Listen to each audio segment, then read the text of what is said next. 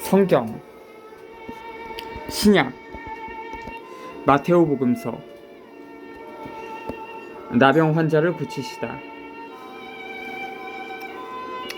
8장 1절부터 4절. 나병 환자는 사회생활에서 따돌림 당하고 내몰리고 있었다. 예수님께서는 나병 환자를 치유하여 공동체 안에 들게 하신다. 참된 율법의 실천은 어떤 사람이 정결한지 아니면 불결한지를 판정하여 선포하는 데 있지 않고 사람을 깨끗하게 만드는 데 있다. 예수님께서는 정의가 사람들을 가난과 질병으로부터 벗어나게 하는 일임을 보여주신다. 불구자는 거의 다 버림받는 삶을 살고 있다. 의지할 데 없는 고아, 과부, 불구자 등 소외된 사람들을 돌봐주는 일이 정의를 실천하는 일이다. 그리스도교 공동체가 하나님의 정의를 증거해 보이는 길은 고달프게 사는 사람들을 껴안는 일이다.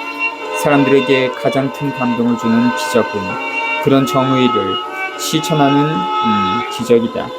서러운 사람에 대한 사회의 무관심과 불의에 맞서 싸워 이기는 기적이다.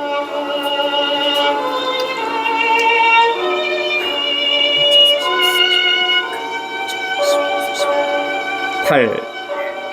예수님께서 산에서 내려오시자 많은 군중이 그분을 따랐다. 그때에 어떤 나병 환자가 다가와 예수님께 엎드려 절하며 이렇게 말하였다. 주님께서는 하고자 하시면 저를 깨끗하게 하실 수 있습니다. 예수님께서 손을 내밀어 그에게 대시며 말씀하셨다. 내가 하고자 하니 깨끗하게 되어라. 그러자 곧 그의 나병이 깨끗이 나았다. 예수님께서는 이렇게 말씀하셨다. 아무에게도 말하지 않도록 조심하라. 다만 사자에게 가서 네 몸을 보이고 모세가 명령한 예물을 바쳐 그들에게 증거가 되게 하여라. 백인대장의 병든 종을 고치시다.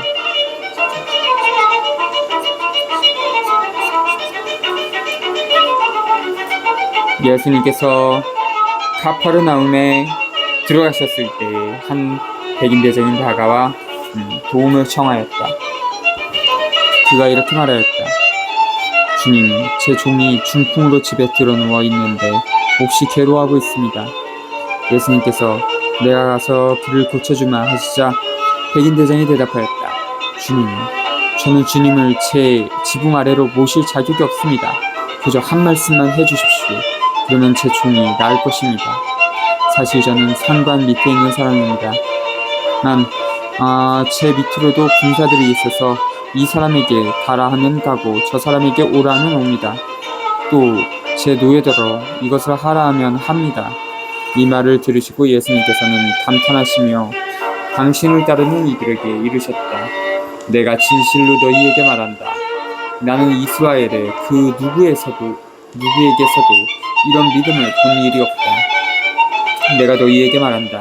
많은 사람이 동쪽과 서쪽에서 모여와 하늘나라에서 아브라함과 이삭과 야곱과 함께 잔치상에 자리 잡을 것이다. 그러나 하나님의 나라의 상속자들은 바깥 어둠 속으로 쫓겨나 거기에서 울며 이를 갈 것이다. 그리고 예수님께서는 백인대장에게 말씀하셨다. 가거라, 네가 믿는 대로 될 것이다. 바로 그 시간에 종이 나았다. 5절부터 13절. 예수님께서는 이방인의 청을 들어주심으로써 하느님 나라의 경계는 특권을 받은 출신에 속한다는 좁은 세계를 훨씬 뛰어넘고 있음을 보여주신다. 이제 그 경계는 해방을 가져다 주시는 예수님의 말씀에 대한 믿음이다. 스스로 구원받은 무리라고 여기는 집단에 속한 사람들도 만일 참된 믿음을 가지고 있지 않으면 하나님 나라에 들어갈 수 없을 것이다. 하나님의 나라는 이스라엘 백성이라는 좁은 틀 안에 갇혀 있지 않다. 모든 사람, 모든 백성이 하나님의 자녀, 하나님의 백성이 되라고 부르심을 받고 있다. 하나님께서는 차별 없이 모든 사람, 모든 백성이 생명을 얻어 구원받기를 바라신다. 민족 우월주의자와 국가 우월주의는 복음의 보편성과 어울리지 않는다. 구원과 해방은 그리스도교 공동체만을 위한 것이 아니라 모든 사람과 모든 공동체를 위한 것이다. 또 그리스도교 공동체만이 인류를 구원하고 해방하는 길을 가고 있는 것이 아니다. 다른 많은 공동체들 역시 그와 같은 길을 가는 하나님의 공동체들이다. 그리스도교 공동체는 그런 다른 공동체들과 연대하여 구원 활동과 해방 활동을 펼쳐야 한다. 베드로의 병든 장모를 고치시다.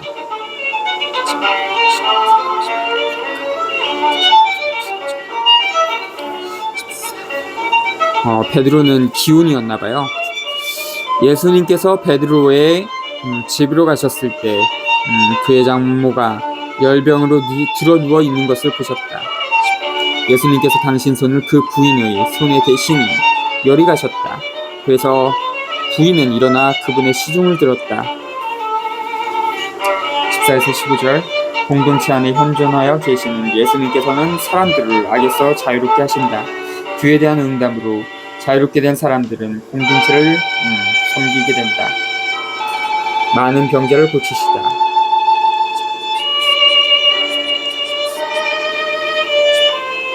저녁이 되자 사람들이 막이 들린 이들을 예수님께 많이 데리고 왔다. 예수님께서는 말씀으로 악령들을 쫓아내시고 앓는 사람들을 모두 고쳐 주셨다. 이사야 예언자를 통하여 그는 우리의 병고를 떠맡고 우리의 질병을 짊어지셨다. 하신 말씀이 이루어지려고 그리 된 것이다. 16에서 17절 마테오는 예수님께서 행하신 치유의 의미를 보여준다. 이사 53장 4절을 인용하면서 마테오는 예수님을 주님의 종으로서 제시한다. 주님의 종은 사람들을 따돌리고 억누르는 모든 것으로부터 자유롭게 하신다.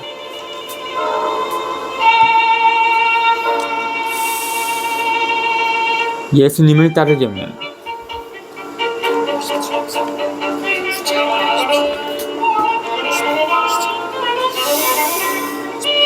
예수님께서는 둘러선 군중을 보시고 제자들에게 호수 건너편으로 가라고 명령하셨다.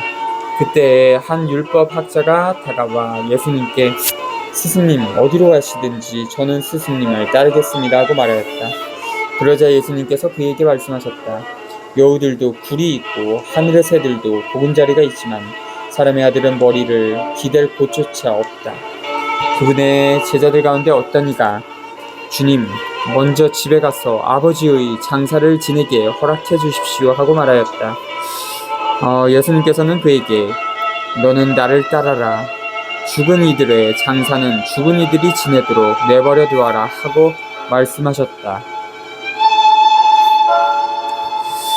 18절부터 22절 예수님을 따르려는 사람은 두 가지 결심을 할 필요가 있다. 앞으로의 안전에 대한 위험을 무릅써야 하고 서슴없이 몸을 바치고 목숨을 걸어야 한다.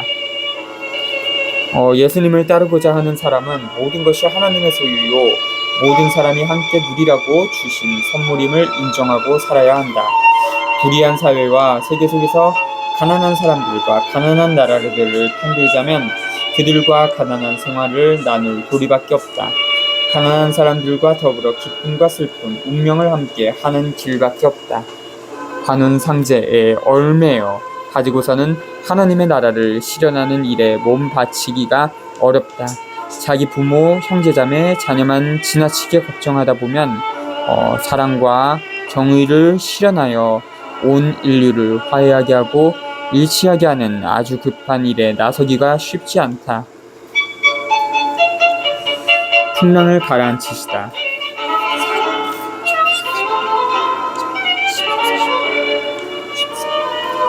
예수님께서 배에 오르시자 제자들도 그분을 따랐다. 그때 호수에 큰 풍랑이 일어 배가 파도에 뒤덮이게 되었다. 그런데도 예수님께서는 주무시고 계셨다. 제자들이 다가가 예수님을 깨우며 주님 구해 주십시오. 저희가 죽게 되었습니다 하고 하였다. 그러자 그분은 왜 겁을 내느냐 이 믿음이 약한 자들아 하고 말씀하셨다. 그런 다음 일어나셔서 바람과 호수를 꾸짖으셨다. 그러자 아주 고요해졌다. 그 사람들은 놀라워하며 말하였다. 이분이 어떤 분이시기에 바람과 호수까지 복종하는가? 23절부터 27절. 그리스도교 공동체가 자기들 가운데 현존하여 계시는 예수님을 신뢰하는지 그렇지 않는지를 보여주는 것은 세상에서 위기에 처하고 어려움에 맞닥뜨리는 순간이다. 고비를 맞는 상황은 늘 믿음이 성숙한지 아니면 유치한지 그 의식의 정도를 재는 온도계와 같다. 예수님께서는 우리 마음속에 살고 계신다. 우리 공동체 안에 살고 계신다. 가난한 사람의 모습으로, 의지할 데 없는 사람의 모습으로 살고 계신다. 그런 예수님을 믿고 신뢰하면 우리 인생과 공동체에 어떤 풍파가 닥쳐도 무서울 것이 없다. 어떤 어려움도 다 이겨낼 수 있다. 마음의 평온과 안정을 되찾을 수 있다. 마귀들과 돼지떼.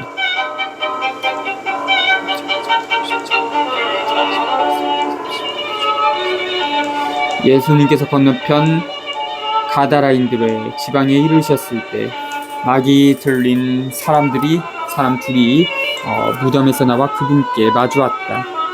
그들은 너무나 사나워 아무도 그 길로 다닐 수가 없었다. 그런데 그들이 하나님의 아드님, 당신께서 저희와 무슨 상관이 있습니까? 때가 되기도 전에 저희를 괴롭히시려고 여기 오셨습니까? 하고 외쳤다. 마침 그들에게서 멀리 떨어진 곳에 노아 기르는 많은 돼지떼가 있었다. 마귀들이 예수님께 저희를 쫓아내시려거든 저 돼지떼 속으로나 들여보내 주십시오 하고 청하였다. 예수님께서 가라 하고 말씀하시자 마귀들이 나와서 돼지들 속으로 들어갔다. 그러자 돼지떼가 모두 호수를 향해 비탈을 내리달려 물속에 빠져 죽고 말았다. 돼지를 치던 이들이 달아나 그 골로 가서는 이 모든 일과 마귀 들렸던 이들의 일을 알렸다. 그러자 온 고을 주민들이 예수님을 만나러 나왔다. 그들은 그분을 보고 저희 고장에서 떠나가 주십사고 청하였다. 28절부터 34절. 마르코 5장 1절부터 20의 주 참조. 사람들을 소외로부터 벗어나게 하는 데는 공간과 시간의 제한이 없다. 마테오는 예수님께서 당신의 해방활동을 이방인들 가운데서도 실현하셨음을 보여준다. 그러기 위해 예수님께서는 유다인이 마귀의 소유라고 여기던 이방인의 지역 안으로 침입해 들어가셔야 했다. 예수님께서는 하나님의 나라와 그 정의가 이스라엘 백성이라는 좁은 마당에 갇히지 않음을 증명하신다. 모든 사람이 하나님의 자녀다. 따라서 하나님께서는 모든 사람이 자유롭게 살기를 바라신다. 그러나 당시에 이스라엘 사람들은 자기네 해방과 자기네 살 길만을 생각하며 살고 있었다. 당신 아버지의 뜻에 따라 예수님께서는 해방을 필요로 하는 모든 사람을 자유롭게 하기 위하여 온갖 경계를 넘어서신다. 가라다 사람들이 예수님께 떠나가달라고 간청한 것은 자기네 돼지떼를 잃고 싶지 않아서였다. 예수님을 영접하여 참된 생명을 얻기보다 돈을 더 귀중하게 여긴 때문이다. 우리도 사업과 사교를 중요하게 여긴 나머지 예수님처럼 살고 예수님의 가르침을 철저하게 실천하는 것을 꺼리는 경우가 많다. 계속 그렇게 하다가는 예수님과 인연이 끊어지게 된다.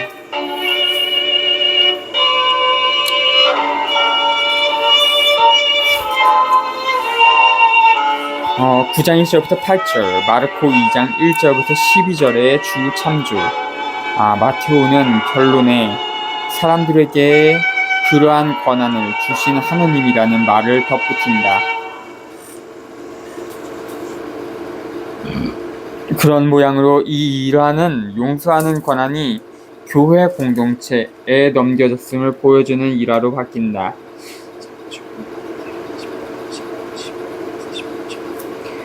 하나님만이 우리 죄를 용서하실 수 있다. 하느님 어버이께서는 사람이 되신 당신 아들 예수님께 죄를 용서하는 권한을 주셨다. 그 권한을 받아 예수님께서 사람의 죄를 용서하신 것이다. 그래서 우리가 우리에게 잘못한 일을 용서하면 정말 하나님과 예수님께서도 그 사람의 잘못을 용서하고 그에 맞게 우리 죄도 용서하신다. 잘못을 저지르기 일수인 우리가 서로 용서하면서 살아가면 우리 안에 성령의 사랑과 자비와 용서가 넘쳐 흐르게 된다. 모든 사람, 모든 백성, 온 인류가 화해와 일치를 이룰 수 있는 것은 그런 용서의 신비에 달려있다.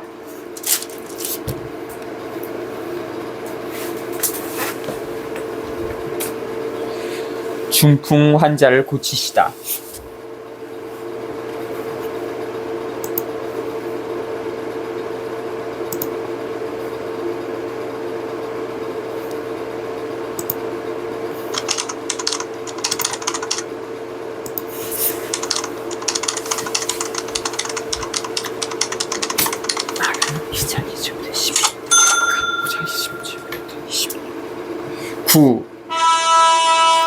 예수님께서는 배에 오르시어 보슬을 건너 당신께서 사시는 골로 가셨다. 그런데 사람들이 어떤 중풍 환자를 평상에 뉘어 그분께 데려왔다. 예수님께서 그들의 믿음을 보시고 중풍 병자에게 말씀하셨다. 얘야, 용기를 내어라. 너는 죄를 용서받았다. 그러자 율법학자 몇 사람이 속으로 이자가 하느님을 모독하는군 하고 생각하였다. 예수님께서 그들의 생각을 아시고 말씀하셨다. 너희는 어찌하여 마음속에 악한 생각을 품느냐. 너는 죄를 용서받았다 하고 말하는 것과 일어나 걸어가라 하고 말하는 것 가운데에서 어느 쪽이 더 쉬우냐. 이제 사람의 아들이 땅에서 죄를 용서하는 권한을 가지고 있음을 너희가 알게 해주겠다. 그런 다음 중풍병자에게 말씀하셨다. 일어나 네 평상을 가지고 집으로 돌아가라. 그러자 그는 일어나 집으로 갔다.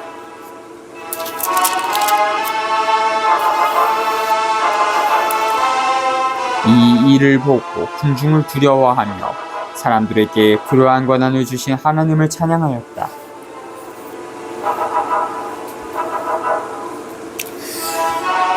마테오를 부르시고 세리들과 함께 음식을 드시다.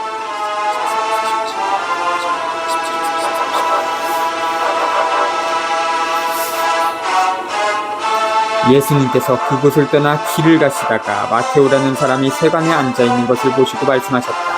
나를 따라라. 그러자 마테오는 일어나 그분을 따랐다. 예수님께서 집에서 식탁에 앉게 되셨는데 마침 많은 세리와 죄인도 와서 예수님과 그분의 제자들과 자리를 함께 하였다. 그것을 본 바리사이들이 그분의 제자들에게 말하였다. 당신네 스승은 어째서 세리와 죄인들과 함께 음식을 먹는 것이오? 예수님께서 이 말을 들으시고 그들에게 말씀하셨다. 튼튼한 이들에게는 의사가 필요하지 않으나 병든 이들에게는 필요하다.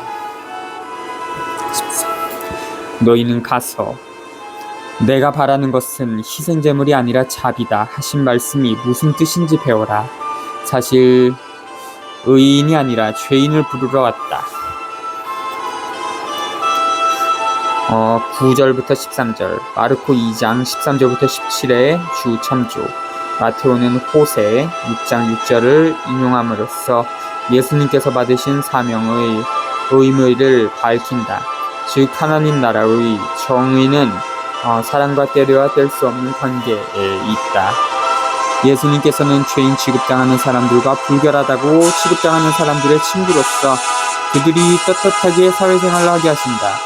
불행한 이웃을 돕는 실천이 먼저 있어야 하나님께서 기쁘게 받아들이는 전례를 바칠 수 있다. 불의한 사회와 세계 속에서는 생각과 마음을 온전하고 건강하게 지키기가 어렵다. 하나님께 와서 완전하신 것처럼 완전하게 되어야 하겠지만 아직 우리는 모두 죄인이다. 선과 악을 동시에 지니고 있다. 스스로 온전히 선하다고 믿는 사람은 예수님의 구원이 필요 없고 예수님이라도 그런 사람을 구원하실 수 없다. 스스로 죄인임을 인정하고 뉘우치는 사람만이 예수님의 부르심을 받을 수 있다. 그 부르심은 모든 인간이 서로 자비롭게 대하여 관용을 베풀고 감싸 안아주고 용서하는 그런 사회와 세계를 건설하라는 부르심이다. 인류의 화해와 일치를 이루어가라는 부르심이다. 회개와 용서와 화해만이 인류를 하나 되게 할 수 있다. 화해와 일치가 하나님께서 원하시는 정의다. 단식 논쟁, 새 것과 헌 것. 2장 18절부터 22절. 루카 5장 33에서 39절. 그 새 포도주, 새 부대, 그런 말이 나오겠네요. 14. 그때에 요한의 제자들이 예수님께 와서 저희와 바리사이들을 단식을 많이 하는데 스승님의 제자들은 어찌하여 단식하지 않습니까? 하고 물었다. 예수님께서 그들에게 이르셨다. 혼인잔치 손님들이 신랑과 함께 있는 동안에 슬퍼할 수야 없지 않느냐. 그러나 그들이 신랑을 빼앗긴 날이 올 것이다. 그러면 그들도 단식할 것이다. 아무도 새 천조각을 헌옷에 대고 꿰매지 않는다. 헝겊에 그 옷이 당겨 더 심하게 찢어지기 때문이다. 또한 새 포도주를 헌 가죽 부대에 담지 않는다. 그렇게 하면 부대가 터져 포도주는 쏟아지고 부대도 버리게 된다. 새 포도주는 새 부대에 담아야 한다. 그래야 둘 다 보존된다. 14절부터 17절. 마르코 2장 18절부터 22의 주참조. 예수님께서는 바리사이들이 엄격하게 따르던 율법 체계를 바꾸어 놓으려고 오셨다. 사랑과 자비에서 나오는 정의는 모든 사람, 모든 백성에게 하느님 나라의 문을 열어주신다. 예수님께서 실현하시는 정의는 가난한 사람들을 자유롭고 행복하게 살게 해준다. 기쁨에 겨워 축제를 벌이고 있는 동안에는 단식이 걸받지 않다. 그래서 복음이라고 하죠. 낡은 옷과 낡은 가죽 부대는 아예 버려야 한다. 이미 하나님의 뜻과 아무 상관이 없어지고 오히려 그 뜻에 어긋나는 법률은 적당히 고치려고 애쓸 일이 아니라 아주 없애야 옳다. 악법도 법인 만큼 지켜야 한다는 말은 틀린 말이다. 악법은 지키지 않아야 할 의무가 있다. 아주 없애버려야 할 의무가 있다.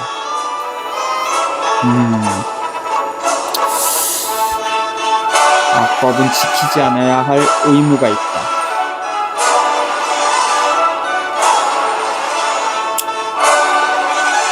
야이로의 딸을 살리시고 하여라는 부인을 고치시다.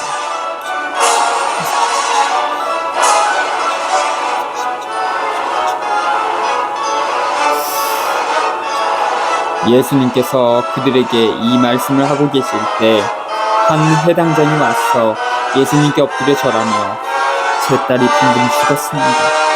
그러나 가셔서 아이에게 손을 얹으시면 살아날 것입니다 하고 말하였다. 예수님께서는 일어나시어 제자들과 함께 길을 따라가셨다. 그때 12해 동안 혈루증을 앓는 여자가 예수님 뒤로 다가가 그분의 옷자락 술에 손을 대었다. 그는 속으로 내가 저분의 옷에 손을 대기만 하여도 구원을 받겠지 하고 생각하였던 것이다. 예수님께서 돌아서시어 그 여자를 보시며 이르셨다. 딸아, 용기를 내어라. 네 믿음이 너를 구원하였다. 바로 그때 그 부인은 구원을 받았다. 예수님께서 회당장의 집에 이르시어 피리를 부는 이들과 소란을 피우는 군중을 보시고 물러들가거라. 저 소녀는 죽은 것이 아니라 자고 있다 하고 말씀하셨다. 그들은 예수님을 비웃었다. 군중이 쫓겨난 뒤에 예수님께서 안으로 들어가시어 소녀의 손을 잡으셨다. 그러자 소녀가 일어났다. 그 소문이 그 지방에 두루 퍼졌다. 18절부터 26절. 마르코 5장 21절부터 43의 주참조. 예수님께서 죽은 사람을 살리는 분이심을 믿는 사람은 죽어도 산다. 믿는 사람에게 마지막은 죽음이 아니다. 마지막이 새로운 시작이다.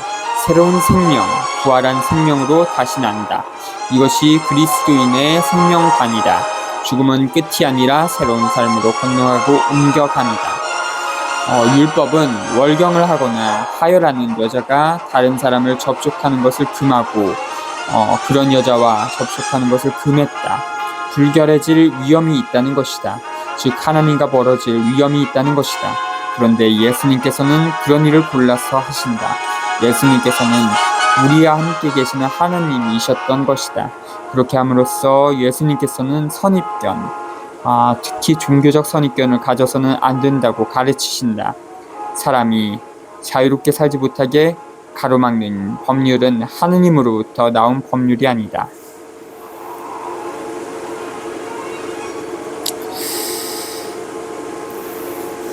27절부터 34절 하느님 나라의 정의는 사람들을 자유롭게 하여 분별하게 하고 사람을 소외시키는 마귀를 내쫓게 한다. 마귀는 현실을 바꾸는 말을 하지 못하게 막는다. 그렇지만 해방을 가져다주는 정의는 구원을 독차지하고서 특권자들의 작은 집단에 가두어두려 드는 자들의 반대를 불러일으킨다. 우리는 눈이 있으되 사물과 사건의 현상만 보고 본질은 보지 못하는 수가 많다. 사물과 사건 속에서 하나님을 보고 하나님의 뜻을 알아차리려면 믿음의 눈이 필요하다. 그런 눈과 시력이 없어 못내 아쉬워하고 열망하는 마음이 있는 사람에게만 예수님께서 믿음의 시력을 되찾아 주실 수 있다. 예수님께서는 우리 모두에게 그런 시력과 빛을 되찾아 주고 싶으시다. 예수님께서 소경의 눈을 뜨게 하신 기적은 단순히 시신경을 되살려 주시는 데 그친 기적이 아니었다. 그 기적은 마음의 눈을 떠서 역사와 현실을 부유한 사람들과 권력자들의 시각이 아니라 가난한 사람들과 피지배자들의 시각으로 바라보게 하는 기적이었다. 그래서 그 기적을 함부로 아무에게나 떠벌리고 다니지 말라고 하신 것이다.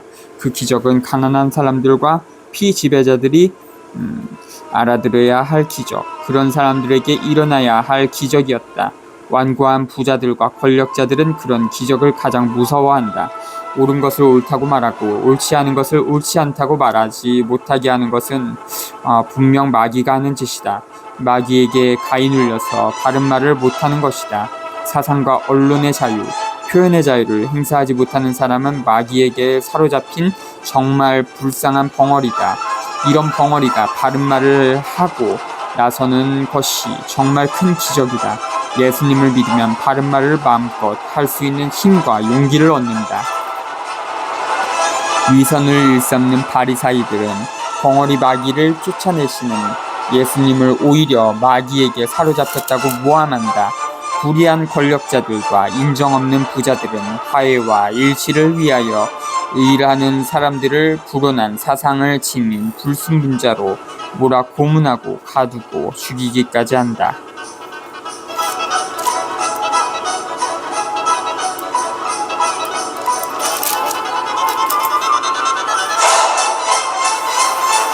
눈먼 두 사람을 고치시다.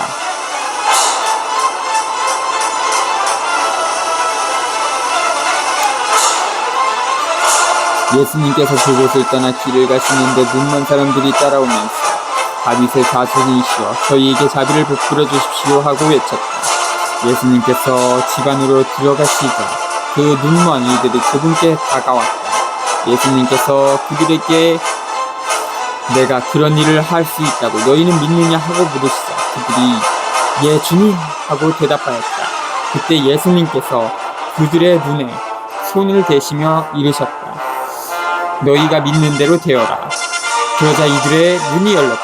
예수님께서는 아무도 이 일을 알지 못하게 조심하여라 하고 단단히 이르셨다. 그러나 그들은 나가서 예수님에 관한 이야기를 그 집안에 두루 퍼뜨렸다. 이거 방금 읽으면서 문득 깨달은 게 있는데 뭐냐면 약간 재밌는 거예요. 그 구약에서는 그 인물 아무리 대단한 인물이라고 해도 존칭을 쓰지 않거든요.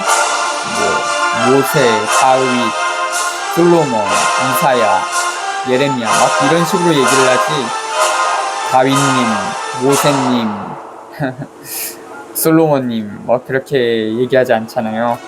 근데 그 신약에서는 예수님이라고 얘기를 하죠. 예수라고 안 그러고. 계속하겠습니다. 말 못하는 이를 고치시다. 그들이 나간 뒤에 사람들이 막이 들려 말 못하는 사람 하나를 예수님께 데려왔다. 마귀가 쫓겨나자 말 못하는 이가 말을 하였다. 그러자 군중은 놀라워하며 이런 일은 이스라엘에서 한 번도 본 적이 없다 하고 말하였다. 그러나 바리사이들은 저 사람은 마귀 우두머리에 힘을 빌려 마귀들을 쫓아낸다 하였다.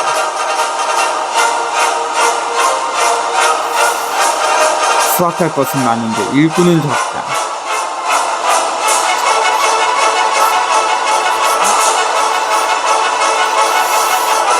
수확, 추수, 일꾼 이거는 그 신천지에서 많이 쓰는 용어죠. 예수님께서는 모든 고을과 마을을 두루 다니시면서 회당에서 가르치시고 하늘나라의 복음을 선포하시며 병자와 허약한 이들을 모두 고쳐주셨다. 그분은 군중을 보시고 가엾은 마음이 드셨다. 그들이 목자 없는 양들처럼 시달리며 기가 꺾여 있었기 때문이다. 그래서 제자들에게 말씀하셨다. 수확할 것은 많은데 일꾼은 적다. 그러니 수확할 밭의 주인님께 일꾼들을 보내주십사고 청하여라.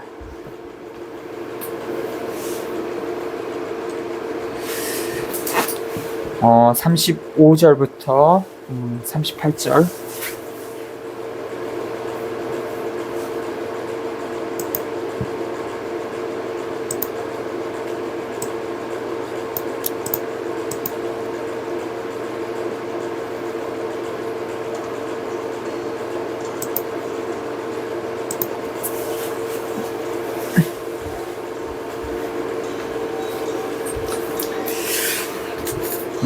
마테오는 매튜 예수님 활동의 바탕을 보여주면서 그 활동을 요약한다.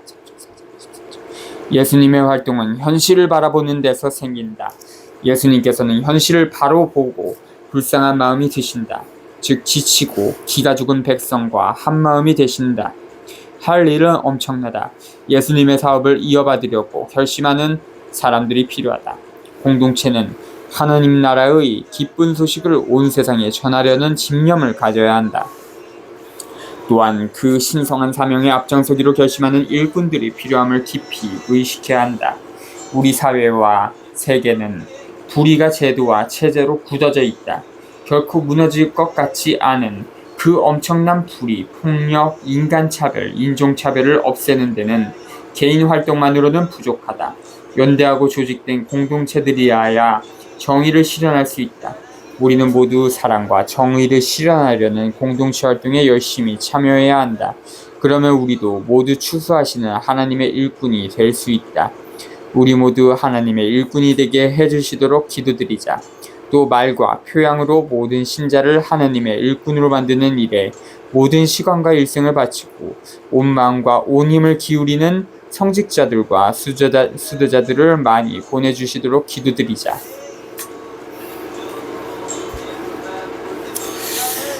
열두 사도를 뽑으시다. 10. 예수님께서 12제자를 가까이 부르시고 그들에게 더러운 영들에 대한 권한을 주시어 그것들을 쫓아내고 병자와 허약한 이들을 모두 고쳐주게 하셨다. 12사도의 이름은 이러하다. 베드로라고 하는 시몬을 비롯하여 그의 동생 안드레아, 제베데오의 아들 야고보와 그의 동생 요한, 필립보와 바르톨로메오, 토마스와 세리마테오, 알페오의 아들 야고보와 타데오, 열혈당원 시몬, 그리고 예수님을 팔아넘긴 유다 이스카리옷이다.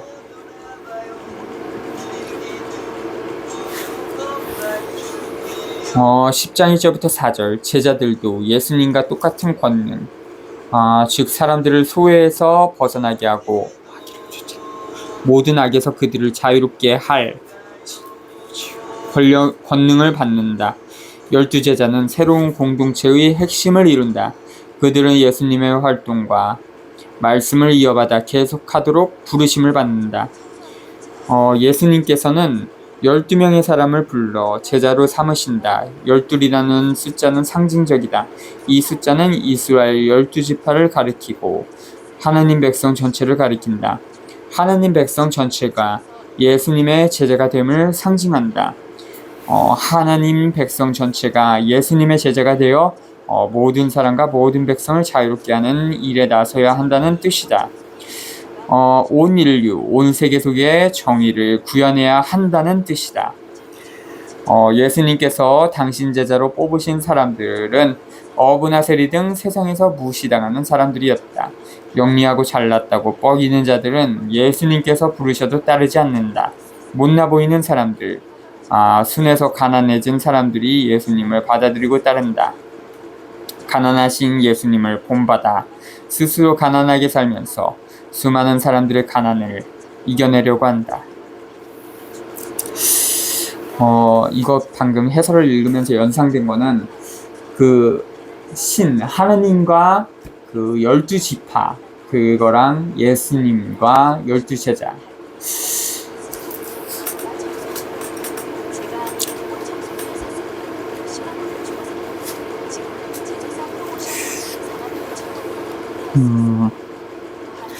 열두 사도를 파견하시다.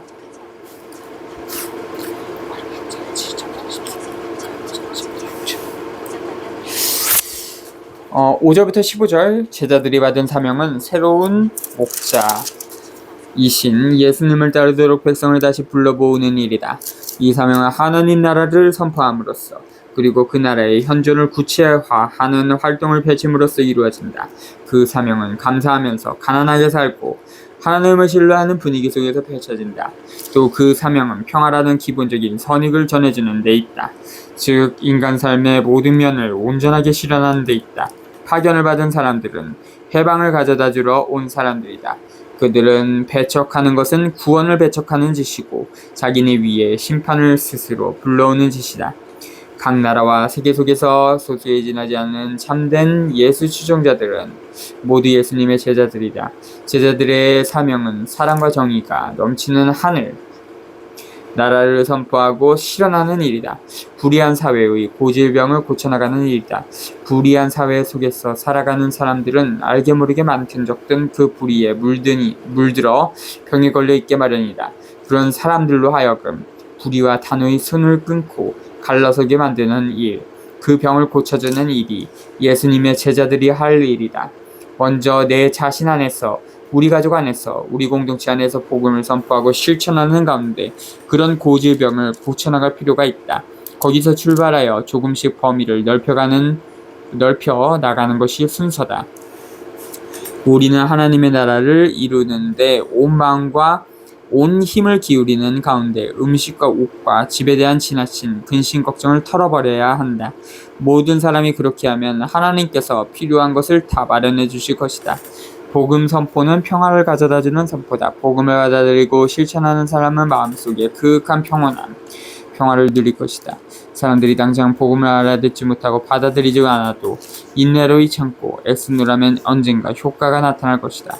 미움과 불의를 일삼는 사람들은 복음을 반대할 것이다. 그럴 경우 그 미움과 불의에 동조하면서 복음을 선포할 수는 없는 노릇이다. 오히려 한결같이 단호한 태도를 보이면 그들도 회개할 수 있는 기회를 얻을 수 있다.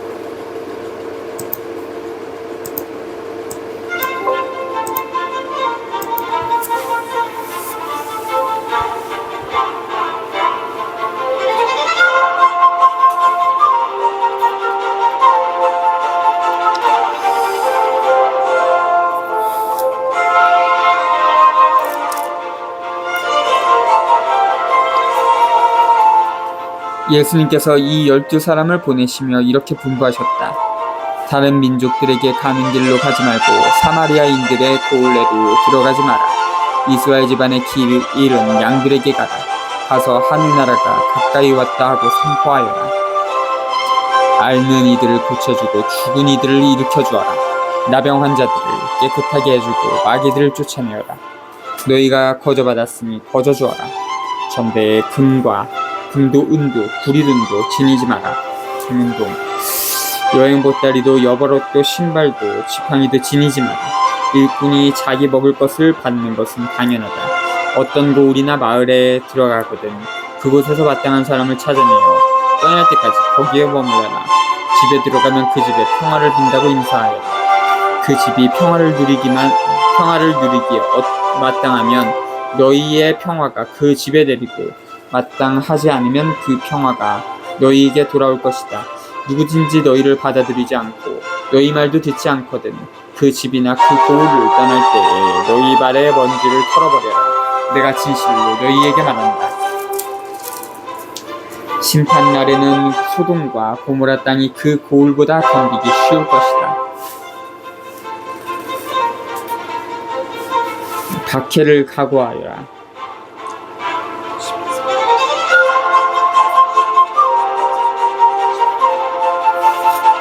나는 이제 양들을 이리떼 가운데로 보내는 것처럼 너희를 보낸다.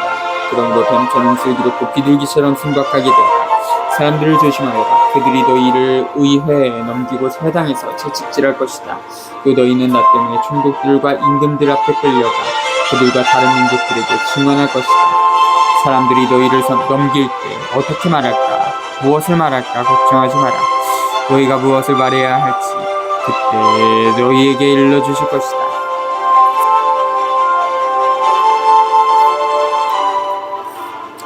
사실 말하는 이는 너희가 아니라 너희 안에서 말씀하시는 아버지의 영이시다.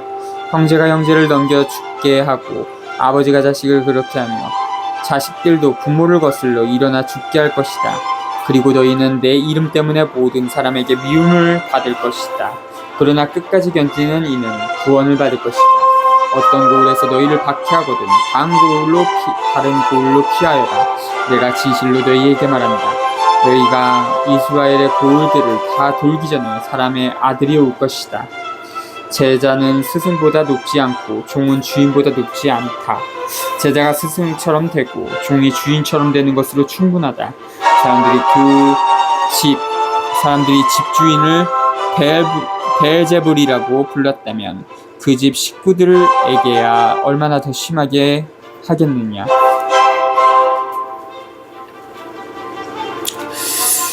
16절부터 25절 제자들은 예수님과 똑같은 운명을 겪을 것이다. 즉 사람들을 자유롭게 하고 새로운 생활을 하게 하는 사명 수행을 따르는 결과를 겪을 것이다.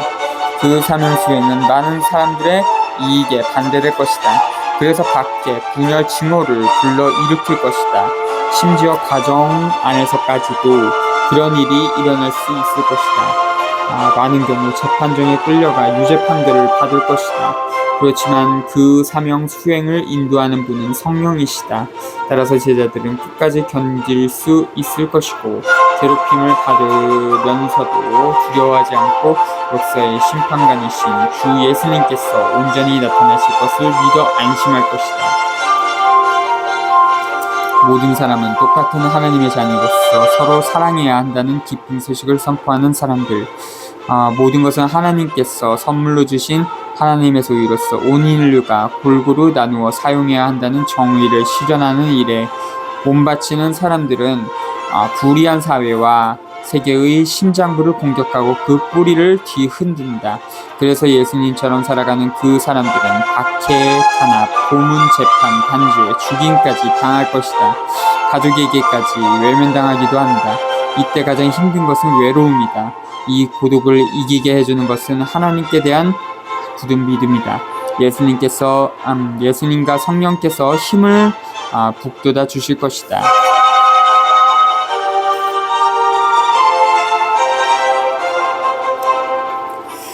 두려워하지 말고 복음을 선포하여라. 그러니 너희는 그들을 두려워하지 마라. 숨겨진 것은 드러나기 마련이고 감추어진 것은 알려지기 마련이다. 내가 너희에게 어두운 데에서 말하는 것을 너희는 밝은 데에서 말하여라. 너희가 귓속말로 들은 것을 지붕 위에서 선포하여라. 육신은 죽여도 영혼은 죽이지 못하는 자들을 두려워하지 마라. 오히려 영혼도 육신도 지옥에서 멸망시키실 수 있는 분을 두려워하여라. 참새 2마리가 한 잎에 팔리지 않느냐. 그러나 그 가운데 한 마리도 너희 아버지의 허락 없이는 땅에 떨어지지 않는다. 그분께서는 너희의 머리카락까지 다 세워두셨다. 그러니 두려워하지 마라. 너희는 수많은 참새보다 더 귀하다. 그러므로 누구든지 사람들 앞에서 나를 안다고 증언하면 나도 하늘에 계신 내 아버지 앞에서 그를 안다고 증언할 것이다. 그러나 누구든지 사람들 앞에서 나를 모른다고 하면 나도 하늘에 계신 내 아버지 앞에서 그를 모른다고 할 것이다. 26절부터 33절. 제자들은 두려워하지 말아야 한다. 왜냐하면 자기네 사명 수행이 진리의 바탕을 두고 있고 불의한 사회 질서의 거짓을 모조리 폭로하고 그 본 모습을 밝힐 것이기 때문이다. 사람들은 제자들의 육체를 죽이기까지 할 것이다. 그러나 그들의 생명을 마음대로 빼앗지는 못할 것이다. 왜냐하면 생명을 주고 지켜주고 거두는 분은 하나님이시기 때문이다. 제자들의 안전은 예수님께서 해주신 약속에 있다. 충실한 사람은 하나님 앞에서 자기를 감싸주시는 예수님을 모실 것이다. 하나님께서는 참새 같은 밀물까지도 자상하게 돌보는 분이시다. 당신 뜻을 따라서 올바른 사회와 세계를 세우려고 노력하는 당신 자녀들을 하나님께서는 그 발걸음 하나하나마다 지켜보고 계신다. 그러나 하나님 아버지를 믿는 신뢰 10만이 감옥에 갇히고 고문과 죽임을 당하는 두려움을 이해해줄 것이다. 끝까지 옳은 길을 걸어감으로써 예수님을 증언하면 예수님께서도 하나님 앞에서 우리를 증언하여 주실 것이다. 34에서 39절. 진리를 선포하면 분열이 일어난다. 진리의 선포는 확실한 태도를 취할 것을 요구한다. 어떤 사람들은 진리를 받아들이고 또 다른 사람들은 진리를 반대해 물리친다. 그렇지만 제자들은 예수님을 끝까지 따르면서 당신과 더불어 몸바치는 일에 굳건히 나아가야 한다. 가족의 유대도 죽이겠다는 위협도 그 무엇도 충실한 제자들로 하여금 하나님 나라의 사랑과 정의를 증거하지 못하도록 막을 수 없다. 거짓 평화가 있고 참된 평화가 있다. 거짓 평화는 무력과 폭력으로 독점과 살인을 저지르는 불의한 기존 질서를 가까스로 지키는 평화다. 참된 평화는 온 인류가 모든 것을 서로 나누고 섬기면서 행복하게 살아가는 평화다. 거짓 평화와 참된 평화는 결코 함께 할 수 없다.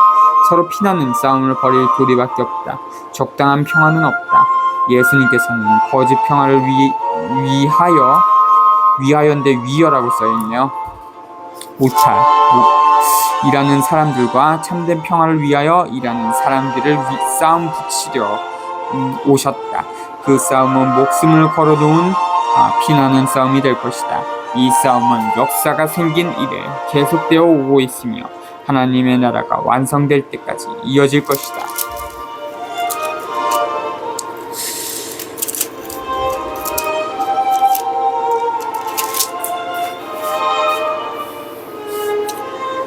분열을 일으키러 왔다. 내가 세상에 평화를 주러 왔다고 생각하지 마라. 평화가 아니라 칼을 주러 왔다. 나는 아들이 아버지와 딸이 어머니와 며느리가 시어머니와 갈라서게 하려고 왔다. 집안 식구가 바로 원수가 된다. 버림과 따름.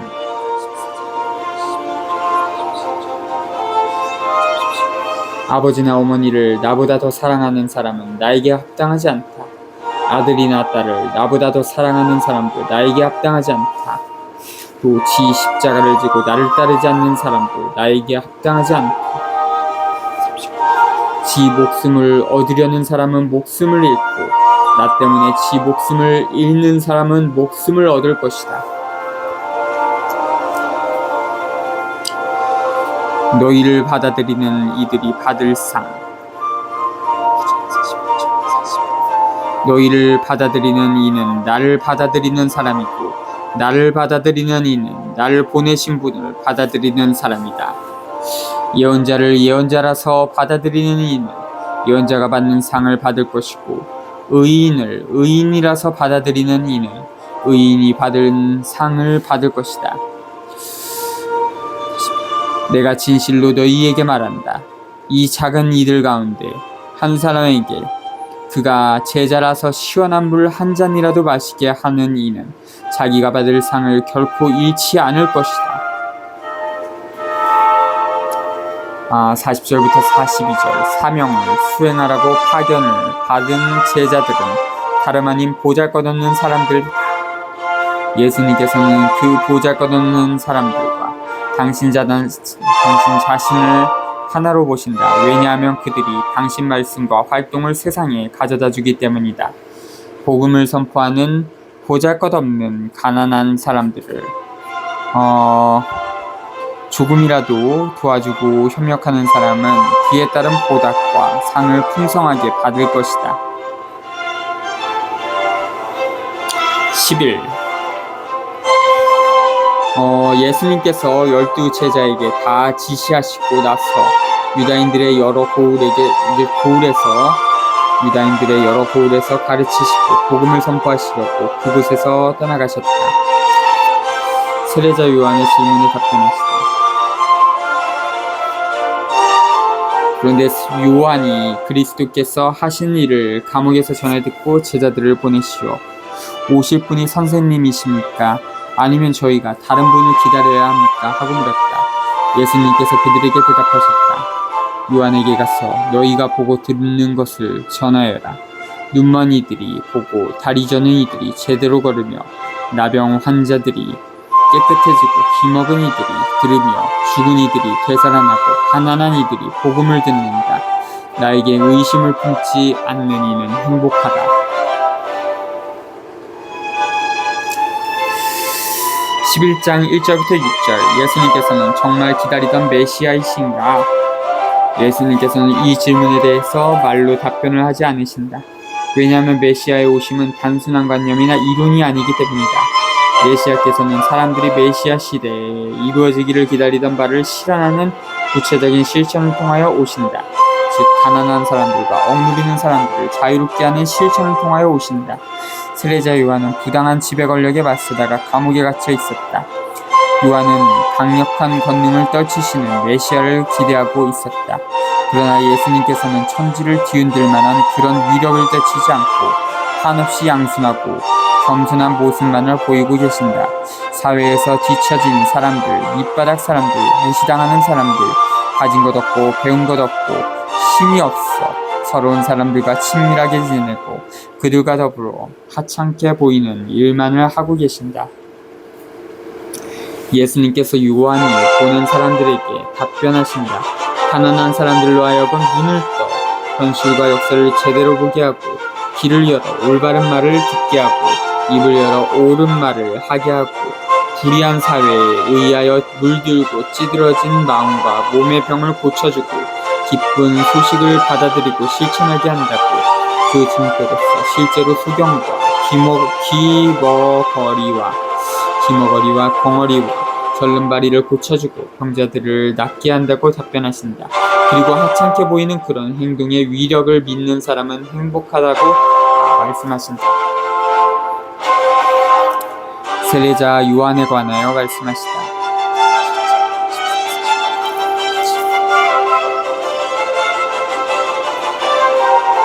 그들이 떠나가자 예수님께서 요한을 두고 군중에게 말씀하기 시작하셨다.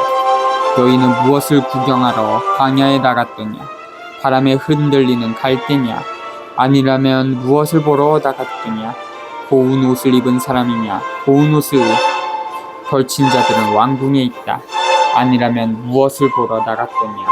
예언자냐? 그렇다. 내가 너희에게 말한다. 예언자보다 더 중요한 인물이다. 그는 성경에 이렇게 기록되어 있는 사람이다. 보라, 내가 네 앞에 나의 사자를 보낸다. 그가 네 앞에서 너의 길을 닦아놓으리다. 내가 진실로 너희에게 말한다. 여자에게서 태어난 이들 가운데 세례자 요한보다 더 큰 인물은 나오지 않았다. 그러나 하늘나라에서는 가장 작은 이라도 그보다 더 크다. 세례자 요한 때부터 지금까지 하늘나라는 폭행을 당하고 있다. 폭행을 쓰는 자들이 하늘나라를 빼앗으려고 한다. 모든 예언서와 율법은 요한에 이르기까지 예언하였다.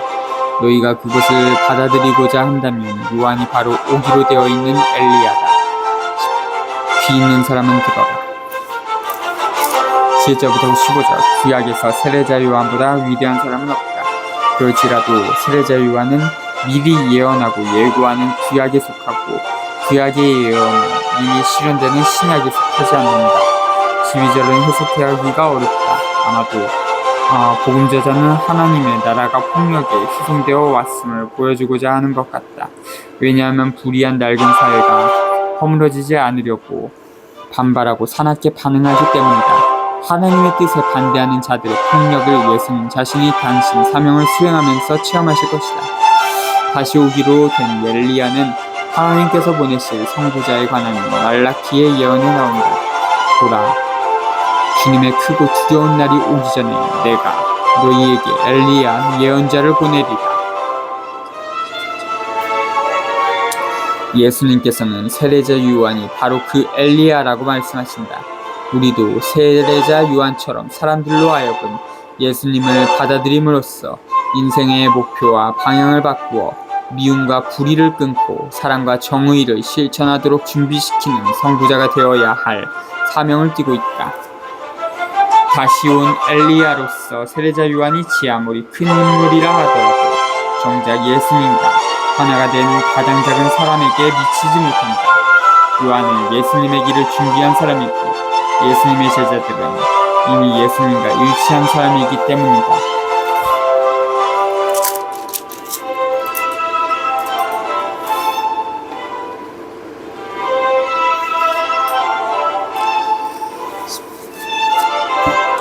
이 세대를 무엇에 비비려 장터에 앉아 서로 부르며 이렇게 말하는 아이들과 같다.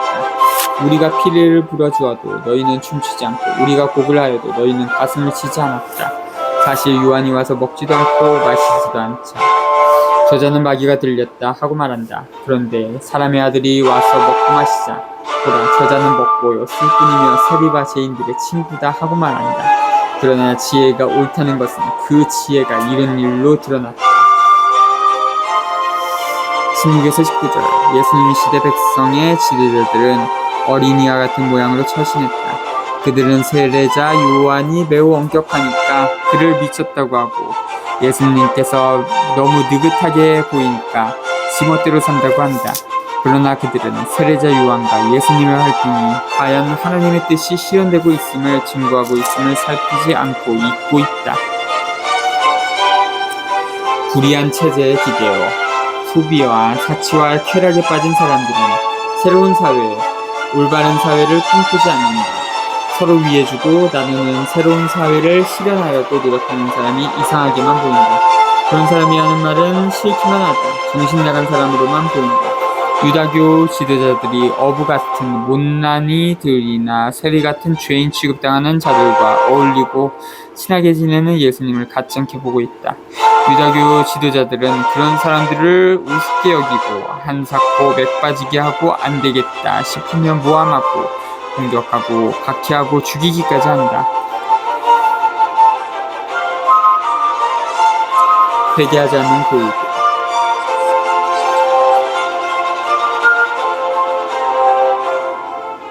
그때 예수님께서 당신이 기적을 가장 많이 일으키신 고을들을 꾸짖기 시작하였다. 그들이 회개하지 않았기 때문이다. 불행하여라 너 코라지나. 불행하여라 너 벳사이다야. 너희에게 일어난 기적들이 티로와 시돈에서 일어났더라면 그들은 벌써 잘옷을 입고 죄를 뒤집어쓰고 회개하였을 것이다. 그러니 내가 너희에게 말한다. 심판날에는 티로와 시돈이 너희보다 견디기 쉬울 것이다. 그리고 너 카파르나움아, 네가 하늘까지 오를성 싶으냐 저승까지 떨어질 것이다. 너에게 일어난 기적들이 소돔에서 일어났더라면 그 고울은 오늘까지 남아있을 것이다. 그러니 내가 너희에게 말한다. 심판날에는 소돔 땅이 너보다 견디기 쉬울 것이다. 20절부터 24절. 코라진, 벳사이다, 가파르나움은 예수님의 활동 안에서 현존하여 계시는 하느님 나라의 현존을 인정하지 않는 자만이 교만의 본보기다. 따라서 이방인 도시 티로와 시돈, 타락의 상징인 소돔과 고모라보다 더 엄하게 심판을 받을 것이다. 이 도시들의 지식인들은 예수님께서 펼치시는 활동을 목격하고 분석하면서 당신이 정의로운 나라를 세우고 계심을 알아차렸다. 그러면서도 예수님을 받아들이지 않았다.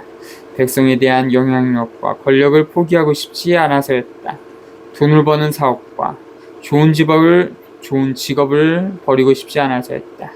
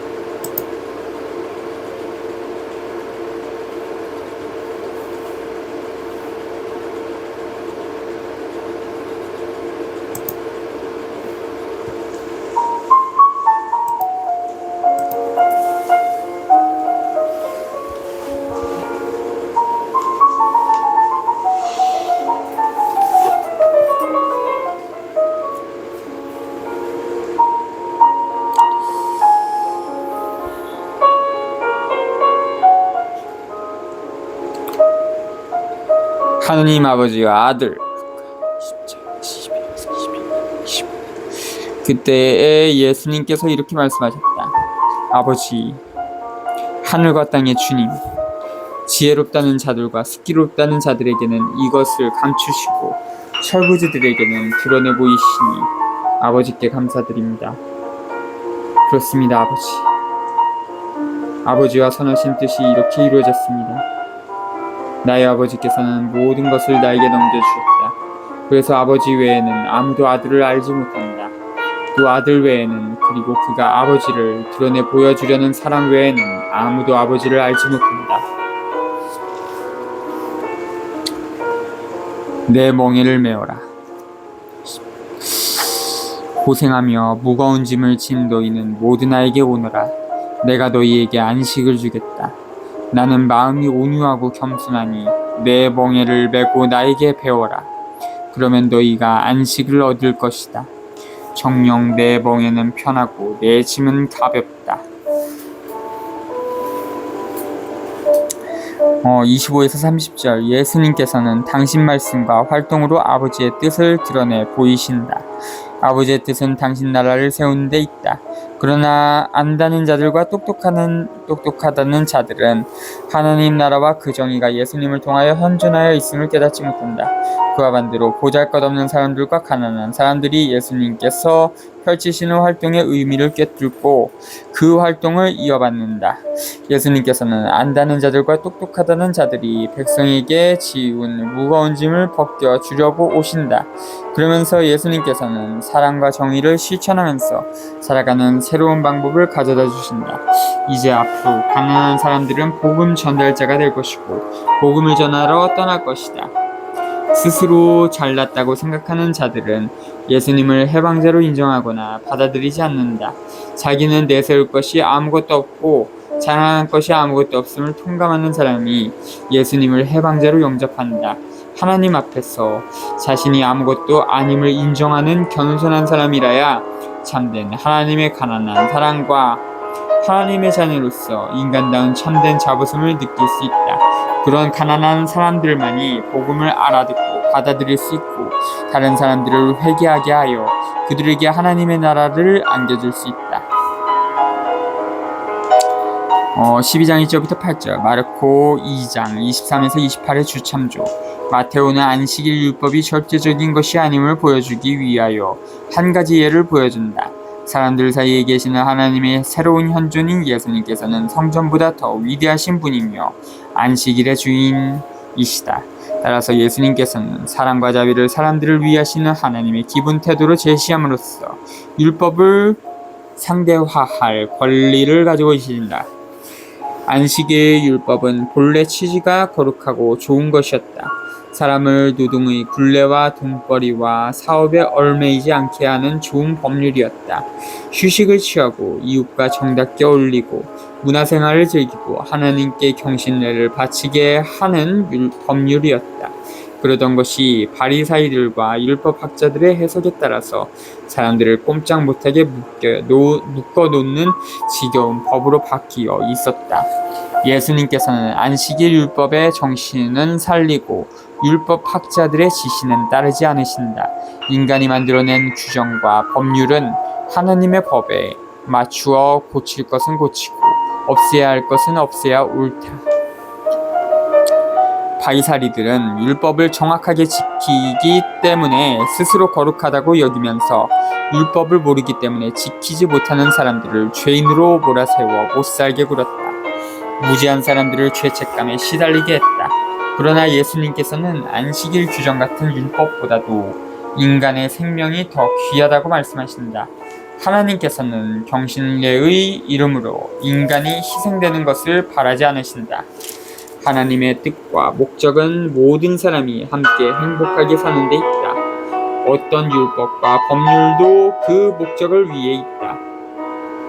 따라서 그 목적에 거스르는 율법과 법률은 바로 없앨 일이다.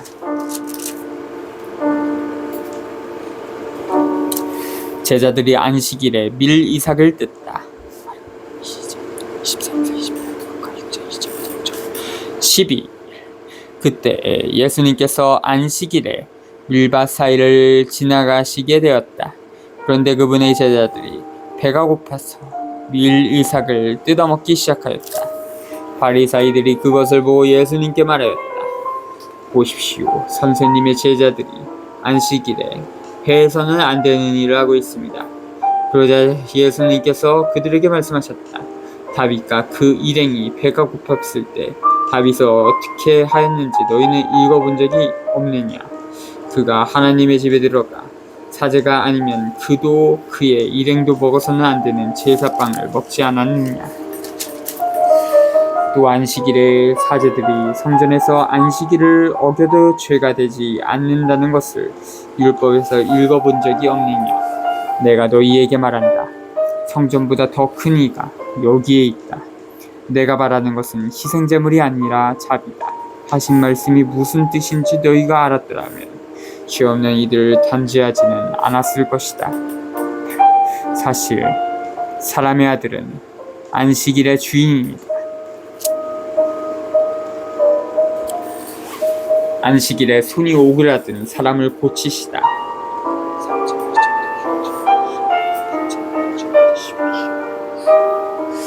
예수님께서는 그곳에서 자리를 옮겨 그들의 회당에 들어가셨는데 마침 거기에 한쪽 손이 오그라든 사람이 있었다. 그 사람들은 예수님을 고발하려고 안식일에 병을 고쳐 주어도 됩니까? 하고 물었다. 그러자 예수님께서 그들에게 말씀하셨다. 너희 가운데 어떤 사람에게 양 한 마리가 있는데 그 양이 안식일에 구덩이에 빠졌다고 하자. 그렇다면 그것을 잡아 끌어내지 않겠느냐? 사람이 양보다 더 귀하냐? 그러니 안식일에 좋은 일을 해도 안 된다. 그러니 안식일에 좋은 일은 해도 된다. 그러고 나서 그 사람에게 손을 뻗어라 하고 말씀하셨다. 그가 손을 뻗자 다른 손처럼 성해져 건강하게 되었다.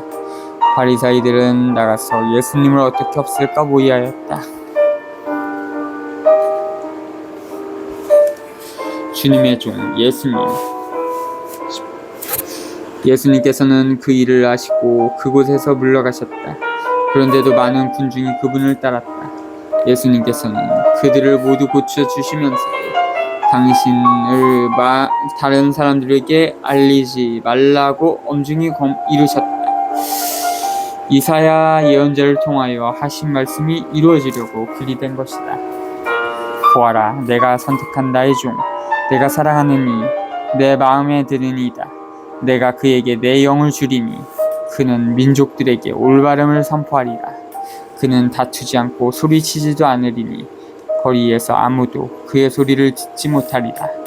그는 올바름을 승리로 이끌 때까지 부러진 갈대를 꺾지 않고 용기나는 심지를 끄지 않으리니 민족들이 그의 이름에 희망을 걸리라. 15절부터 21절. 예수님께서는 당신 활동을 선전하는 선동가가 아니시다. 그분은 주님의 종이시다. 즉 모든 사람에게 하느님의 자비로운 구원을 가져다주고 보증해주는 새로운 중개자시다. 예수님께서는 모든 인간을 고통에서 벗어나게 해주고 싶으시다. 하나님의 기쁨은 인간이 모두 함께 행복하게 사는 데 있다. 그 밖의 모든 것은 그 어떠한 규정과 법률도 그 목적을 위해 있다. 그 목적에 맞지 않는 법률은 아무짝에도 쓸모가 없고 바로 없어져야 한다. 하나님께서는 사람들이 자유로이 행복하게 살기를 바라고 사람들을 노예로 만들고 죽이는 일을 미워하신다. 주님께서 사랑하시는 종 예수님의 사명은 성령을 받아 이방인들에게 정의를 선포하는 일이다.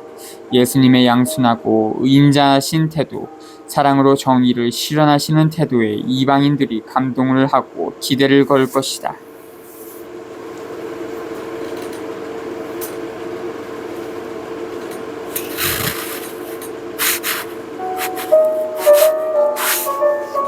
예수님과 베알제불.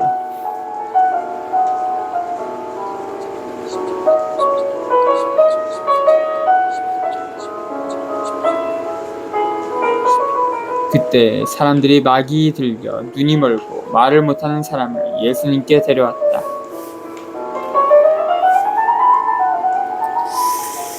예수님께서 그를 고쳐주시자 말을 못하던 그 사람이 말도 하고 보게도 되었다. 그러자 군중이 모두 즐겁하며 저분이 혹시 다윗의 자손이 아니신가 하고 말하였다. 바리사이들은 이 말을 듣고 저자는 마귀 우두머리 베엘제불의 힘을 빌리지 않고서는 마귀들을 쫓아내지 못한다 하고 말하였다. 예수님께서 그들의 생각을 아시고 이렇게 말씀하셨다. 어느 나라든지 서로 갈라서면 망하고 어느 고을이나 집안도 서로 갈라서면 버티어내지 못한다. 사탄이 사탄을 내쫓으면 서로 갈라선 것이다. 그러면 사탄의 나라가 어떻게 버티어내겠느냐? 내가 만일 베엘제불의 힘을 빌려 마귀들을 쫓아낸다면 너희의 제자들은 누구의 힘을 빌려 마귀들을 쫓아낸다는 말이냐? 그러니 바로 그들이 너희의 재판관이 될 것이다. 그러나 내가 하나님의 영으로 마귀들을 쫓아내는 것이면 하나님의 나라가 이미 너희에게 와 있는 것이다. 먼저 힘센 자를 묶어놓지 않고서 어떻게 그 힘센 자의 집에 들어가 재물을 빼앗을 수 있겠느냐? 묶어놓은 뒤에야 그 집을 털 수 있다. 나와 함께 하지 않는 자는 나를 반대하는 자고 나와 함께 모아들이지 않는 자는 흩어버리는 자다. 그러므로 내가 너희에게 말한다. 사람들이 어떠한 죄를 짓든 신성을 모독하는 어떠한 말을 하든 다 용서받을 것이다.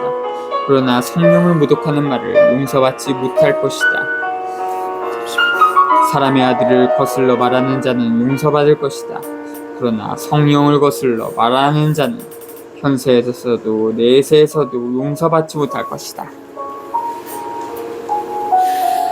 22절부터 32절. 마귀 들린 사람을 치유하신 일은 예수님의 활동이 보지 못하게 하고 말하지 못하게 하는 소외로부터 인간을 자유롭게 하는 활동임을 보여준다.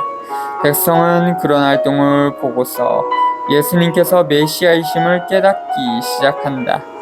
사실상 예수님의 활동은 하느님의 나라가 다가옴을 증거한다. 이제 앞으로 예수님께서는 구원의 현존인 동시에 심판의 현존이시다. 즉 예수님과 함께 활동하지 않는 사람은 예수님의 적이 된다.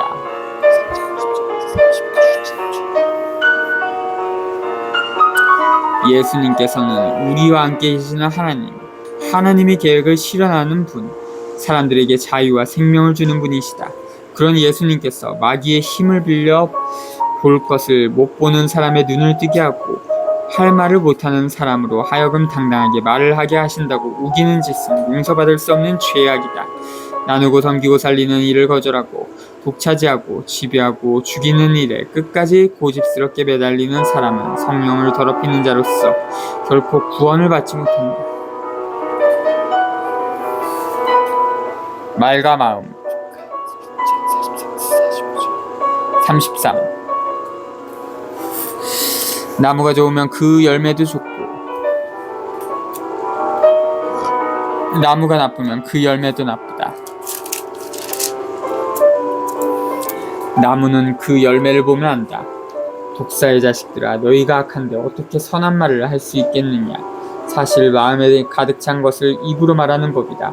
선한 사람은 선한 곳간에서 선한 것을 꺼내고 악한 사람은 악한 곳간에서 악한 것을 꺼낸다. 내가 너희에게 말한다. 사람들은 자기가 짓거린 쓸데없는 말을 심판날에 해명해야 할 것이다. 네가 한 말에 따라 너는 의롭다고 선고받기도 하고 네가 한 말에 따라 너는 단죄받기도 할 것이다.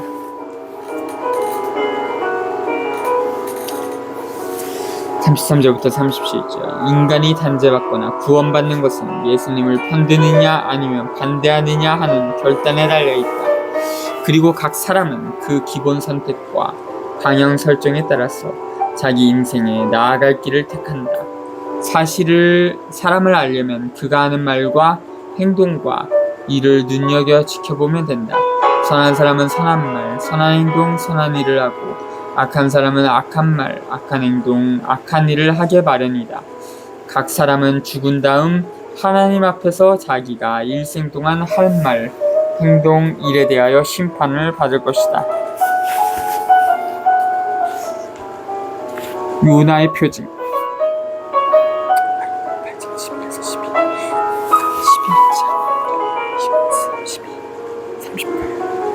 그때 율법학자와 바리사이 몇 사람이 예수님께 말하였다. 스승님이 일으키시는 표징을 보고 싶습니다. 그러자 예수님께서 대답하셨다. 악하고 절개 없는 세대가 표징을 요구하는구나. 그러나 요나 예언자의 표징밖에는 어떠한 표징도 받지 못할 것이다. 요나가 사흘 밤낮을 큰 물고기 뱃속에 있었던 것처럼 사람의 아들도 사흘 밤낮을 땅속에 있을 것이다. 심판 때에 니네베 사람들이 이 세대와 함께 다시 살아나 이 세대를 단죄할 것이다. 그들이 요나의 설교를 듣고 회개하였기 때문이다. 그러나 봐라, 나보다 더 큰 이가 여기에 있다. 심판 때에 남방 여왕이 이 세대와 함께 되살아나 이 세대를 단죄할 것이다. 그 여왕이 솔로몬의 지혜를 들으려고 땅 끝에서 왔기 때문이다. 그러나 보라, 솔로몬보다 더 큰 이가 여기에 있다.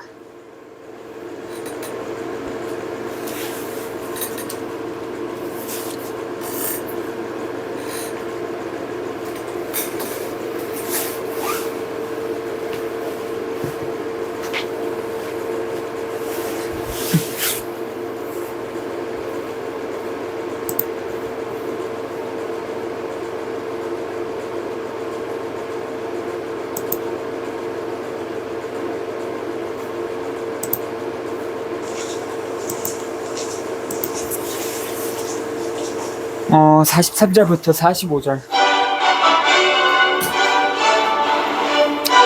예수님을 거절하고 당신이 가져다 주시는 정의로운 나라를 거절하는 사람들은 당신이 오시기 전보다 더 한심한 처지에 빠질 것이다. 악령과 마귀는 사람들을 끈질기게 공격한다. 일단 악령을 몰아내는 사람도 마음을 놓으면 곧 악령이 더 큰 세력으로 다시 쳐들어온다. 줄기차게 악령에 맞서 싸워 몰아내는 사람들만이 마지막 승리를 거둘 것이다. 악령과 마귀는 우리 마음속에 이기심, 욕심, 무관심, 미움, 불의를 심어주는 세력이다.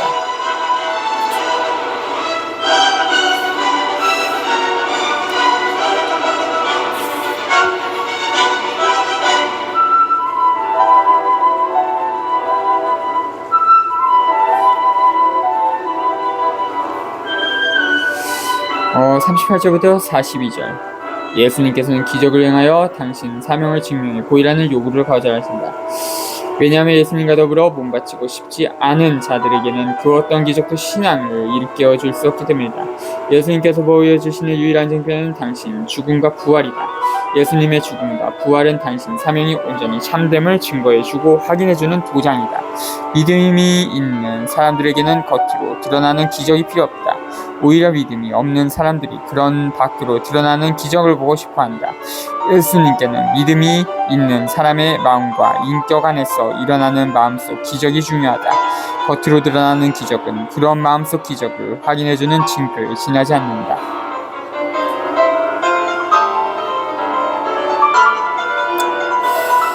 되돌아오는 악령.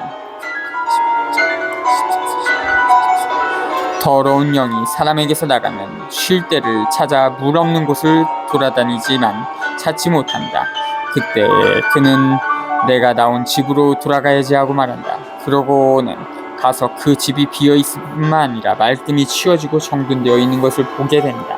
그러면 다시 나와 자기보다 더 악한 영 7을 데리고 그 집에 들어가 자리를 잡는다. 그리하여 그 사람의 끝이 처음보다 더 나빠진다. 이 약한 세대도 그렇게 될 것이다. 예수님의 참가족.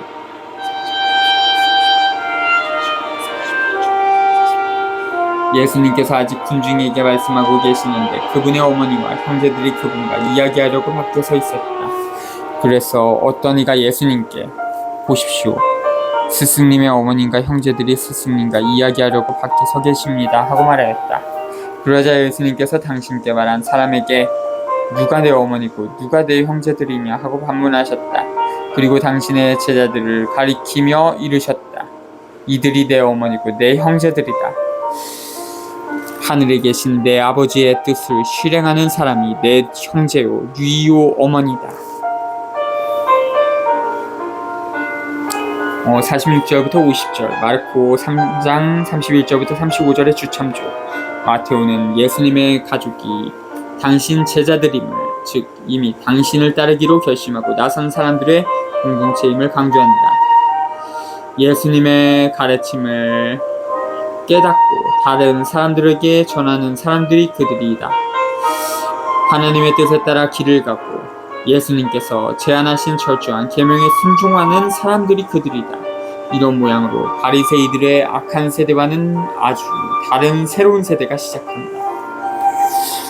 예수님의 형제자매와 가족이 되는 것은 혈연, 지연, 학연, 애국심 따위와는 아무런 관계도 없다.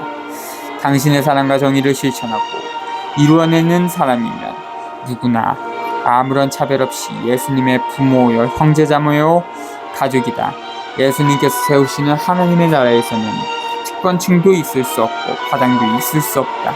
시기, 질투가 들어설 자리가 없다.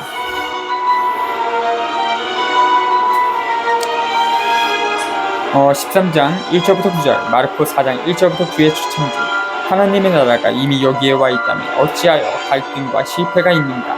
예수님께서는 하나님 나라의 씨앗을 가져다 주시고 그 씨앗은 세계로 퍼져나간다. 그러나 예수님께서 바로 당신 백성 가운데서 저항을 받으셨다. 그와 마찬가지로 불의한 사람들과 불의한 사회는 하나님 나라의 정의가 사람들 사이에 자리 잡는 것을 가로막으려고 계속했을 것이다. 틀림없이 수확을 하게 되겠지만 멸망할 사람들도 있을 것이다.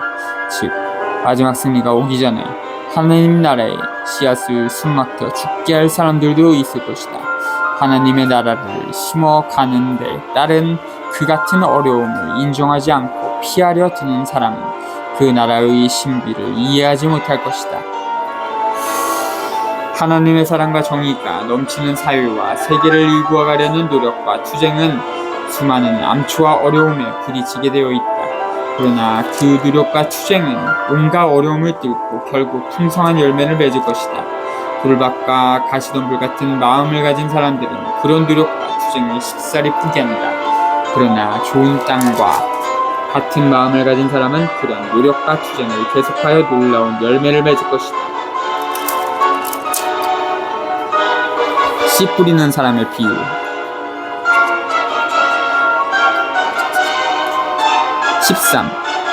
그날 예수님께서는 집에서 나와 호숫가에 앉으셨다.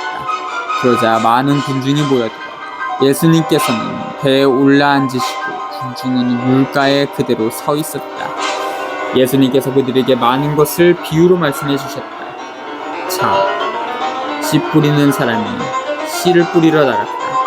그가 씨를 뿌리는데 어떤 것들은 길에 떨어져 새들이 와서 먹어버렸다. 어떤 것들은 흙이 많지 않은 돌밭에 떨어졌다. 흙이 깊지 않아 싹은 곧 돋아났지만 해가 솟아오르자 타고 말았다. 무리가 없어서 말라버린 것이다.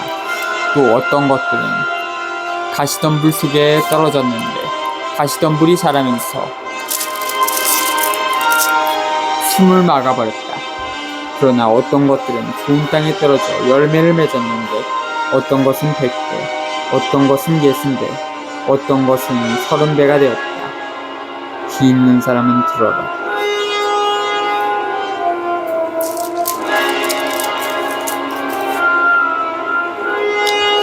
비유로 말씀하신 이유.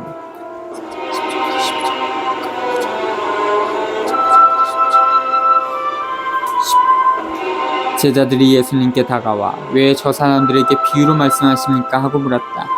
예수님께서 그들에게 대답하셨다.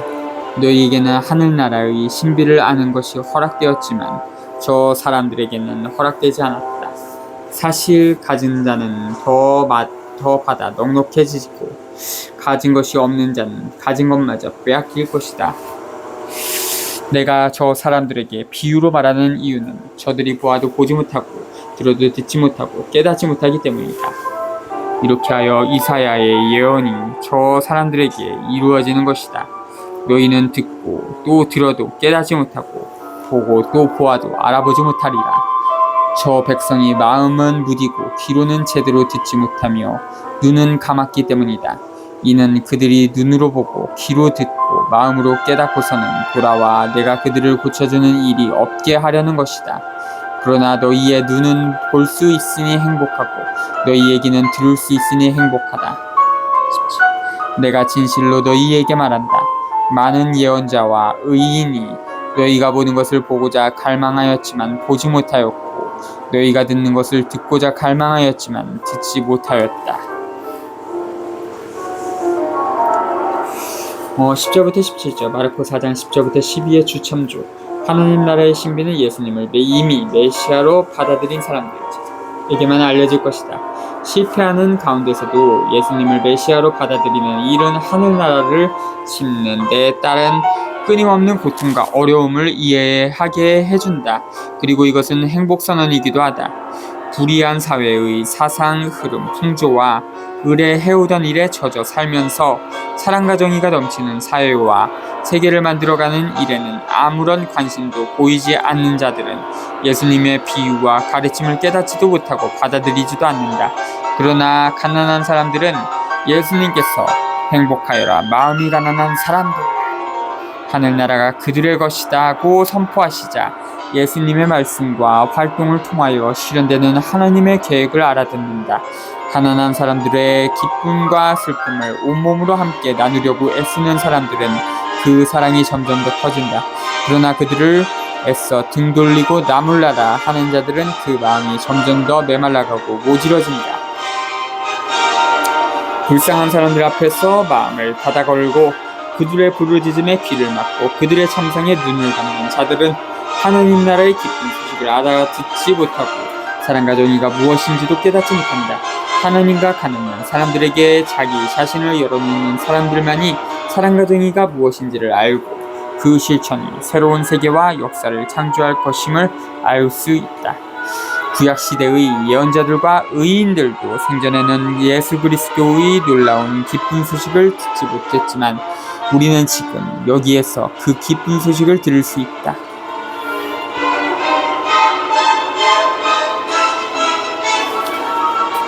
씨 뿌리는 사람의 비유를 설명하시다.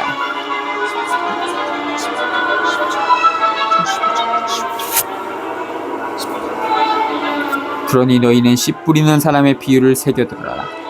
누구든지 하늘나라에 관한 말을 듣고 깨닫지 못하면 악한 자가 와서 그 마음에 뿌려진 것을 빼앗아간다. 길에 뿌려진 씨는 바로 그러한 사람이다. 돌밭에 뿌려진 씨는 이러한 사람이다. 그는 말씀을 들으면 곧 기쁘게 받는다. 그러나 그 사람 안에 뿌리가 없어서 오래가지 못한다.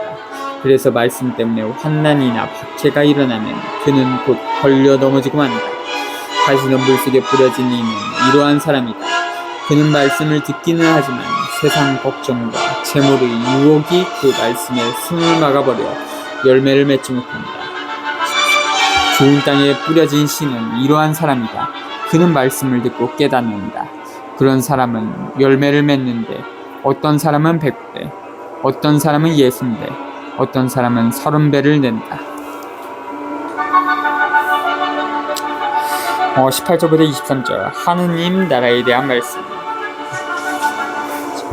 깨닫지 못하게 하는 걸림돌은 인간에게서 결정하는 능력을 빼앗는 소외, 실망하고 포기하도록 부추기는 구체적인 박해, 매력을 느끼게 하고 꼬드기는 불이한 정치 질서와 경제 질서다. 하나님 나라의 말씀에 대한 이해는 개인 또는 사회의 극적 갈등 안에서 실현됩니다. 가라지의 비유.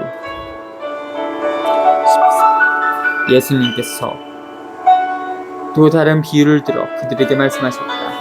하늘나라는 자기 밭에 좋은 씨를 뿌리는 사람에 비길 수 있다. 사람들이 자는 동안에 그의 원수가 와서 밀 가운데에 가라지를 덧뿌리고 갔다. 줄기가 나서 열매를 맺을 때 가라지들도 드러났다. 그래서 종들이 집주인에게 가서 주인님, 밭에 좋은 씨를 뿌리지 않으셨습니까? 그런데 가라지는 어디서 생겼습니까? 하고 묻자 원수가 그렇게 하였구나 하고 집주인이 말하였다. 종들이 그러면 저희가 가서 그것들을 거두어낼까요? 하고 묻자 그는 이렇게 이르렀다. 아니다. 너희가 가라지들을 거두어내다가 밀까지 함께 뽑을지도 모른다. 수확 때까지 둘 다 함께 자라도록 내버려 두어라. 수확 때에 내가 일꾼들에게 먼저 가라지를 거두어서 간으로 묶어 태워버리고 밀은 내 곡간으로 모아들이라고 하겠다.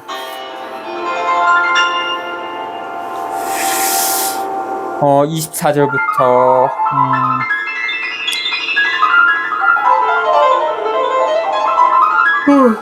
30절.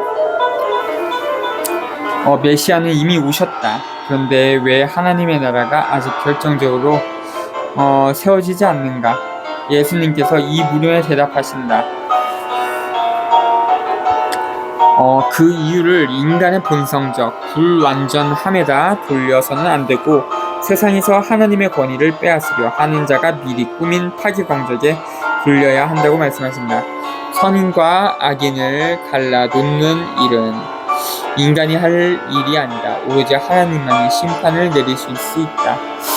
예수님께서는 사람들 마음속에서 그리고 사회 속에서 빚어지는 근본성의 사랑과 미움, 참과 거짓, 정의와 불의 사이의 싸움임을 분명히 하신다. 예수님께서는 사랑과 진리와 정의를 가져다 주시지만 유혹을 일삼는 악마는 미움과 거짓과 불의를 가져다 준다. 하나님께서는 진리와 정의를 실현하기 위하여 목숨 걸고 싸우는 사람들에게 승리를 안겨주실 것이다. 31절부터 32절. 왜 하나님의 나라는 세상에 넓혀지지 않는 것처럼 보이는가? 마르코 4장 30절부터 34의 주참조. 사람들은 한사코 남이 알아주는 사람이 되고 싶어하고 큰 일을 하고 싶어한다. 그러나 하나님의 나라는 없는 듯 사는 사람들, 죽은 듯 사는 사람들에 의하여 커다랗게 자라고 있다.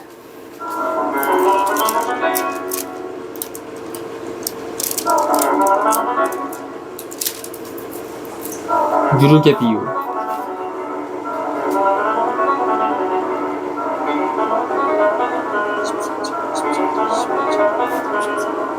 예수님께서 또 다른 비유를 그들에게 말씀하셨다.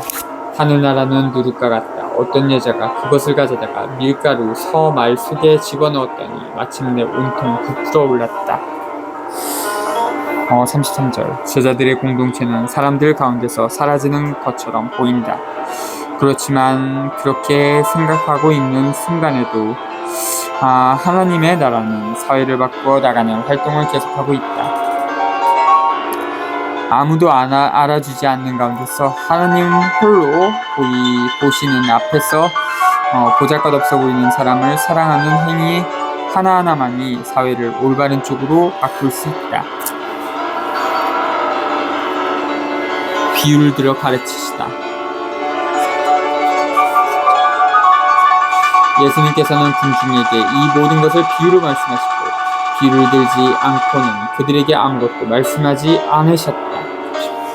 예언자를 통하여 나는 입을 열어 비유로 말하리라. 세상 창조 때부터 숨겨진 것을 드러내리라 하신 말씀이 이루어지려고 들이댄 것이다.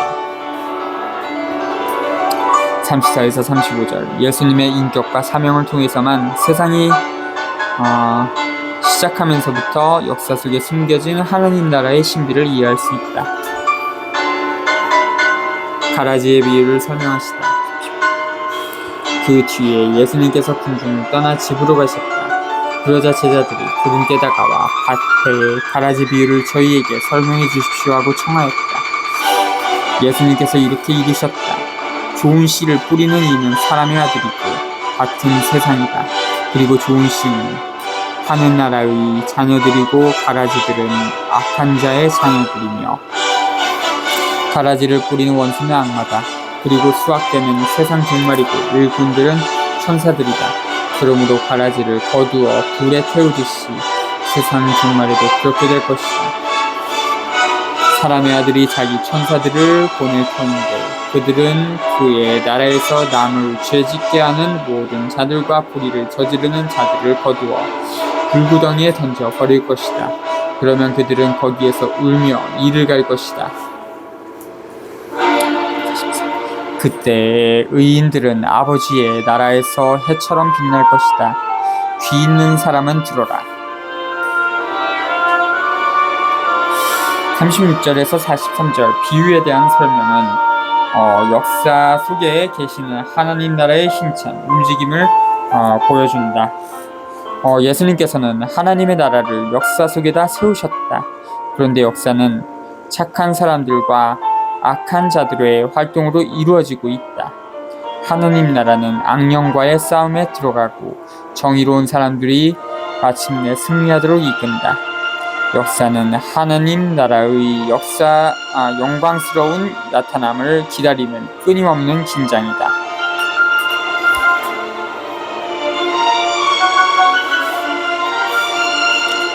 보물의 비유와 진주상인의 비유. 하늘나라는 밭에 숨겨진 보물과 같다. 그 보물을 발견한 사람은 그것을 다시 숨겨두고서는 기뻐하며 돌아가서 가진 것을 다 팔아 그 밭을 산다. 또 하늘나라는 좋은 진주를 찾는 상인과 같다. 그는 값진 진주를 하나 발견하자 가서 가진 것을 모두 처분하여 그것을 샀다. 44절부터 46절 하느님의 나라에 들어가려면 단호한 결단을 내릴 필요가 있다. 하느님 나라의 정의를 추구하는 대신 거짓되거나 아니면 순전한 거칠에 지나지 않는 자기 안전과 장래에 매달리고 심지어 타성에 젖은 종교의 안전에 매달리는 짓은 값진 진주를 버리고 다른 부질없는 재물을 더 좋아하는 것과 같다.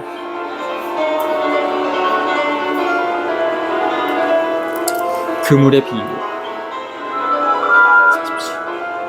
또 하늘나라는 바다에 던져 온갖 종류의 고기를 모아들이는 그물과 같다. 그물이 가득 찾아 사람들이 그것을 물가로 끌어올려 놓고 앉아서 좋은 것들은 그릇에 담고 나쁜 것들은 밖으로 던져버렸다. 세상 종말에도 그렇게 될 것이다. 천사들이 나가 의인들 가운데서 악한 자들을 가려내어 불구덩이에 던져버릴 것이다. 그러면 그들은 거기에서 울며 이를 갈 것이다.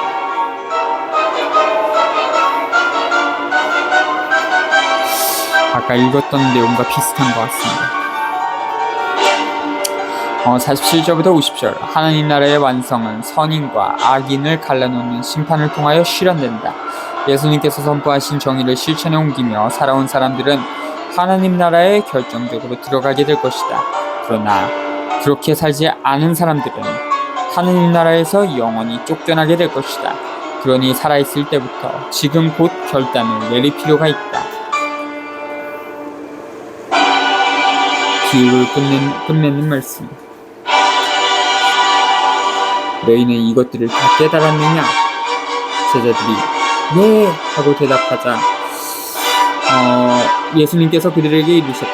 그러므로 하늘나라의 제자가 된 모든 율법학자는 자기 국간에서 새 것도 꺼내고 옛 것도 꺼내는 집주인과 같다. 예수님께서는 이 비율들을 다 말씀하시고 나서 그곳을 떠나셨다. 51절에서 52절 비유는 믿음을 가지고 있는 사람들에게 하나님의 비밀을 드러내준다.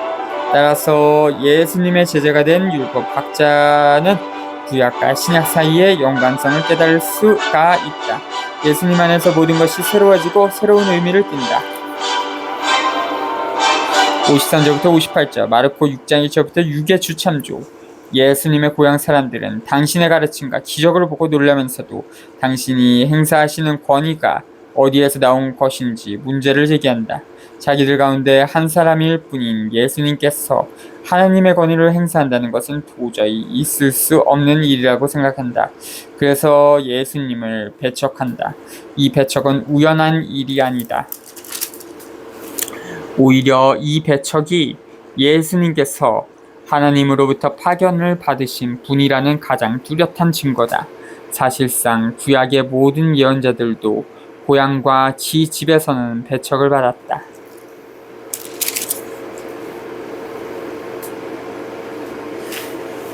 나자렛에서 무시를 당하시다.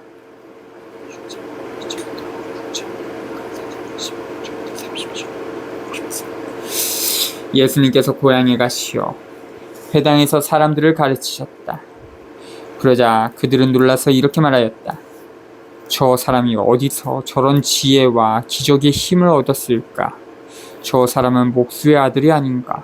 그의 어머니는 마리아라고 하지 않나? 그리고 그의 형제들은 야고보, 요셉, 시몬, 유다가 아닌가? 그의 누이들도 모두 우리와 함께 살고 있지 않은가? 그런데 저 사람이 어디서 저 모든 것을 얻었지? 그러면서 그들은 그분을 못마땅하게 여겼다.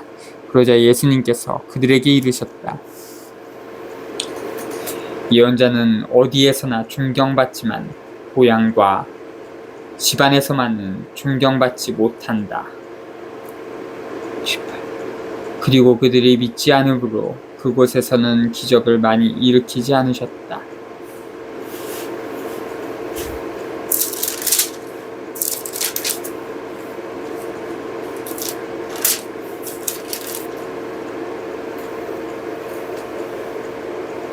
자주